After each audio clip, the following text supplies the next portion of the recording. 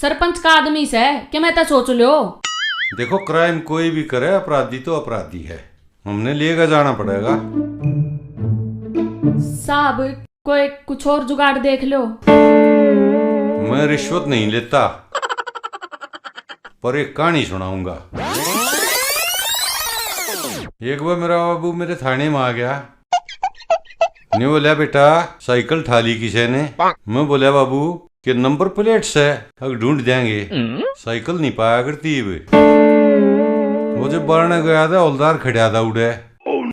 और वो बारने लिकड़ता हौलदार ने 500 रुपये दे गया। सांसता ही पागी। कुछ समझी इसने? हाँ साहब, कि अब पुलिस वाले अपने बाप के बिना होते रुपये लेकर काम करे हैं सारे। देखो मैं रिश्वत नहीं लेता, ठीक है, पर यो हौलदार है, यू नकम्मा है।